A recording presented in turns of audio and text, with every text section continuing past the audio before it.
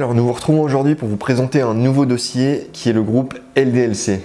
C'est une entreprise familiale française qui a été fondée par la famille de la Clergerie et qui en détient d'ailleurs toujours 40% du capital. Donc le groupe LDLC, c'est l'une des premières entreprises à s'être lancée dans la vente en ligne depuis 1997 et elle intervient aujourd'hui dans la distribution spécialisée de produits informatiques et multimédia. Le groupe est désormais un acteur majeur du e-commerce sur le marché de l'informatique et du high-tech, avec notamment plus de 500 millions d'euros de chiffre d'affaires réalisés dans le online. La société s'adresse principalement à une clientèle de particuliers, le B2C, mais de plus en plus également aux professionnels, le B2B, avec aujourd'hui plus de 150 millions d'euros de chiffre d'affaires et l'objectif d'atteindre 300 millions d'euros d'ici 3 à 5 ans.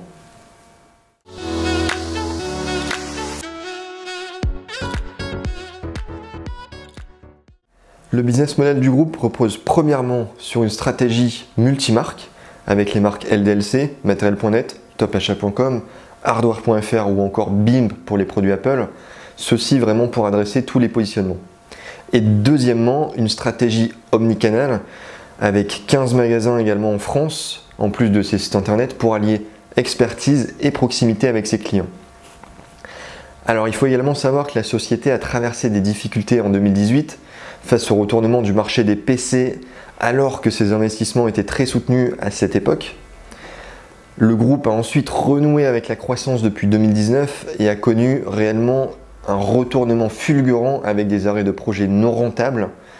Et ainsi, au titre de l'exercice 2020-2021, qui vient de se clôturer ici à fin mars 2021, le chiffre d'affaires est ressorti à un niveau record de 724 millions d'euros, soit une croissance de plus 47%, portée par une demande évidemment toujours très soutenue en produits informatiques et high-tech.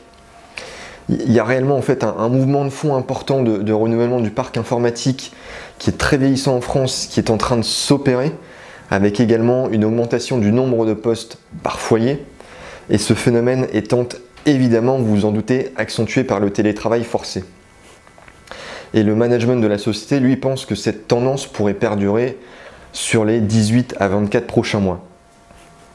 Et donc ainsi, avec ce redressement vraiment à marche forcée, la société s'est ainsi totalement désendettée en moins de 2 ans, alors que la situation vis-à-vis des créanciers était encore très compliquée en 2018.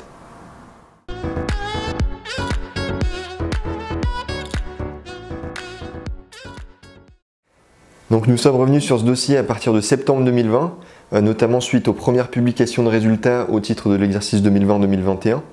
Et aujourd'hui, LDLC figure parmi les principales convictions des fonds Portzamparc PME ISR et Portzamparc Europe PME ISR, ainsi que le mandat de gestion Puissance PME. En effet, nous sommes vraiment convaincus que la dynamique observée l'année dernière devrait se poursuivre cette année et au-delà.